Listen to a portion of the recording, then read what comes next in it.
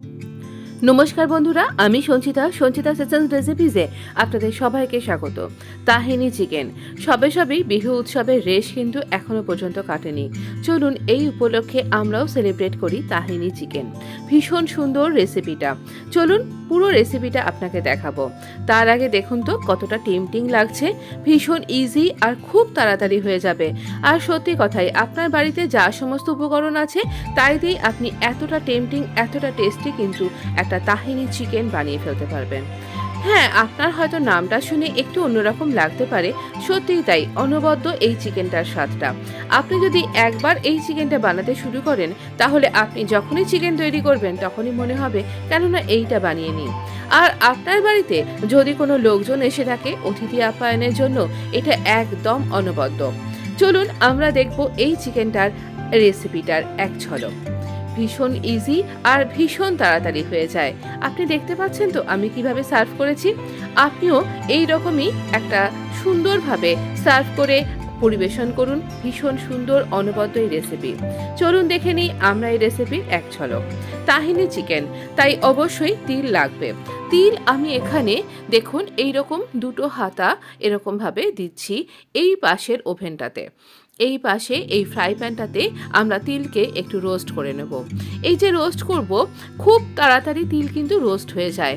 একদম খুব একটা ব্রাউন করবেন না। যেই দেখবেন তিলের কালারটা এইরকম চেঞ্জ হতে শুরু করে দিচ্ছে, সেই সময়তেই কিন্তু আমরা প্যান থেকে সরিয়ে নেব। এরপরে আমরা এই পাশের প্যানে, হ্যাঁ একটুখানি পড়ে গেছে কয়েকটা আমার ভাজতে গিয়ে, তাতে কিছু হবে না, বেশ সুন্দর টেস্ট হয়ে যাবে। এবারে আমি 3 টেবিল স্পুন দিয়ে দিলাম সাদা তেল। আপনি সেসামি অয়েলও ব্যবহার করতে পারেন, অলিভ অয়েলও ব্যবহার করতে পারেন। এবারে কিছু গরম মশলা ফোড়ন হিসাবে দিয়েছি। দেখুন আমি স্ক্রিনে লিখে দিয়েছি। আর 3টে পেঁয়াজকে দেখালাম না একটু আগে, সেই পেঁয়াজগুলোকে আমি স্লাইস করে কেটে নিয়েছি। আপনি চিকেন এখানে পেস্টও দিতে পারেন কিন্তু এই অনিয়নটার। তো আমি এখানে এইরকমভাবে এগুলোকে স্লাইস করে নিয়েছি আর এটাকে একটুখানি ভেজে নেব।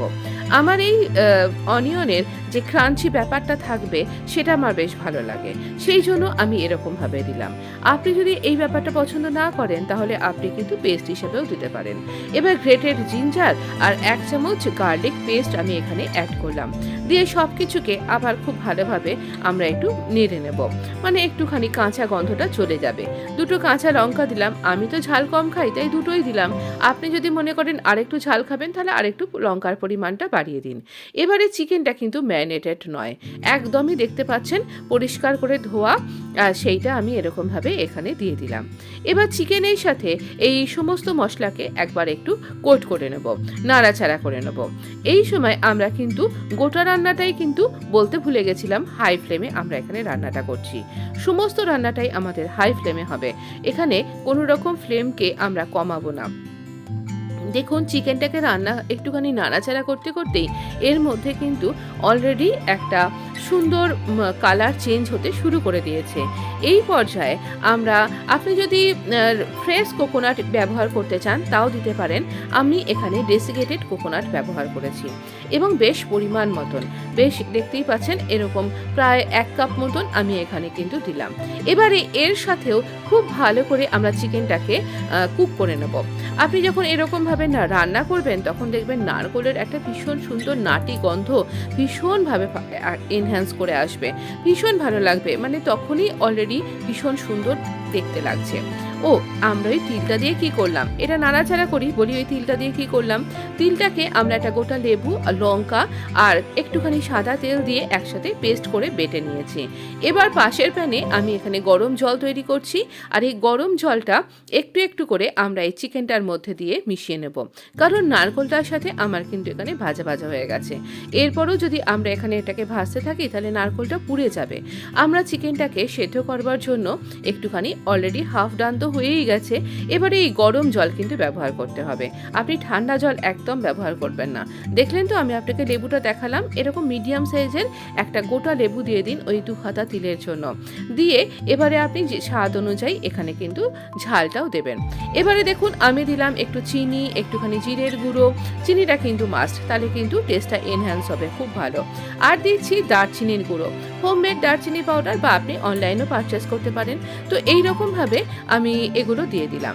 এতে কি হবে, দারচিনির গুঁড়োটার জন্য একটা অন্য রকমের স্বাদ হবে, যেটা কিন্তু এই নারকোল আর তিলের সাথে ভীষণভাবে চলে যাবে। এবারে খুব ভালো করে নাড়াচাড়া করে আমরা চিকেনটাকে একদম হতে দেবো। যখন জলটা যখন এইরকম টেনে যাবে আর চিকেন সেদ্ধ হয়ে যাবে, আমরা দিয়ে দিচ্ছি তাহিনি পেস্টটা। এই পর্যায়ে আমরা আঁচটা একদম কমিয়ে দেব। তাহিনি পেস্টটা দেবার সঙ্গে সঙ্গেই দেখতে পাবেন পুরো মানে কি বলবো, গন্ধটাই অন্য রকমের হয়ে যাবে। আরও মানে নারকোলের গন্ধ, তার সাথেই তাহিনি পেস্ট একদম অনবদ্য তৈরি হয়ে গেছে আপনার চিকেন। ব্যাস, গ্যাসটা অফ করে দিন আর সার্ভ করে দিন। এতক্ষণ ধরে ভিডিওটা যখন দেখেছেন আর এত সুন্দর রেসিপি আপনাকে আমি শেয়ার করলাম, একটা লাইক তো চাই বলুন। অবশ্য করেই আপনি কিন্তু একটা লাইক দিয়ে দিন।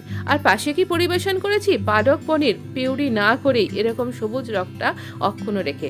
আর একদিন না হয় এই থালির এই রেসিপিটা আপনাকে শেয়ার করে দেবো। তাহলে এই থালিটা আজকে আপনার কেমন লাগছে? আপনিও এরকম কিছু সাইড ডিশ বানিয়ে নিন। পালক পনিরের এমনি রেসিপি কিন্তু আমার চলে গেছে, আপনি কিন্তু অবশ্যই ট্রাই করতে পারেন। তার সাথে ট্রাই করুন এই তাহিনি চিকেনটা, আপনার লাঞ্চ একদম জমে যাবে। ধন্যবাদ বন্ধু। এই ধরনের রেসিপি পাওয়ার জন্য আমার চ্যানেলটা সাবস্ক্রাইব করতে একদম ভুলবেন না। সাবস্ক্রাইব করে পাশে থাকা অল বেল আইকনটাও কিন্তু প্রেস করে দেবেন। আর কমেন্ট বক্সে লিখে জানাবেন কেমন লাগলো আপনার রেসিপিটা। আপনার সাথে দেখা হবে নেক্সট